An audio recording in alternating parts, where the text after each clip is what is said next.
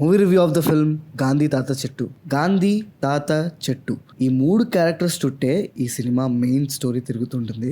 Title భలే పెట్టారు. Complete గా గాంధీ తాత చెట్టు అని అన్నా లేదా గాంధీ తాత చెట్టు అన్నా కూడా పర్ఫెక్ట్ టైటిల్ ఏ ఫిల్మ్ కి. సరే, ఇంకా సినిమా విషయానికి వచ్చేస్తే ఇది purely emotional and artistic cinema అండి. ట్రైలర్ చూసుంటే మీకు క్లారిటీ వచ్చి ఉంటుంది కదా. ఒక విలేజ్ లో ఒక చెట్టు, గాంధీ అనే ఒక చిన్న పిల్ల వాళ్ళ తాతయ్య తనకు అప్పచెప్పే బాధ్యత, ఆ బాధ్యతని ఎలా ఫుల్ఫిల్ చేసింది అనేదే ఈ సినిమా మెయిన్ పాయింట్. అండర్లైన్గా ఒక ఫిలాసఫికల్ మెసేజ్తో ఉంటుంది ఈ సినిమా. చాలామంది గాంధీని ఇష్టపడతారు, అందులో కొంతమంది గాంధీని ఇష్టపడని వాళ్ళు కూడా ఉంటారు. ఎవరైతే గాంధీకి కంప్లీట్గా యాంటీయో, ఈ సినిమాలో వాళ్ళని డిసప్పాయింట్ చేసే పాయింట్స్ చాలా ఉంటాయి. ఇన్ కేస్ మీరు గనక గాంధీ ఫాలోవర్ ఆర్ సపోర్టర్ అయితే మీరు ఇంప్రెస్ అయ్యే పాయింట్స్ అయితే చాలా ఉంటాయి ఈ సినిమాలో. గాంధీ నచ్చడం నచ్చకపోవడం కాంట్రవర్సీ ఇదంతా పక్కన పెట్టేస్తే ఈ సినిమాలో ఉన్న కోర్ మెసేజ్ ఏంటంటే నేచర్ అండ్ నమ్మకం. నేచర్ని నమ్మడం కాదు, నేచర్ కామ నమ్మకం, ఈ 2 పాయింట్స్ మీద ఉంటుంది ఈ సినిమా.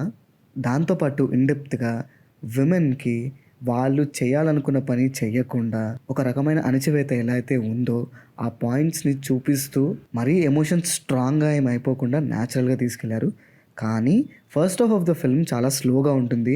ఆ వరల్డ్లోకి ఇంట్రడ్యూస్ చేయడానికి చేసే ప్రయత్నం కాస్త స్లోగా ఉంటుంది.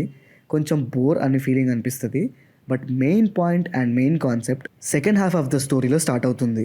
ఇంటర్వెల్ వచ్చే టైంకి అంత గొప్పగా ఏం జరుగుతున్నట్టు అనిపించదు. సెకండ్ హాఫ్లో ఉన్న కొన్ని ఎమోషనల్ సీన్స్ కావచ్చు అండ్ ఆ సింపుల్ స్టోరీని నీట్గా బ్యూటిఫుల్గా చూపించిన విధానం కావచ్చు, చాలా బాగుంటుంది.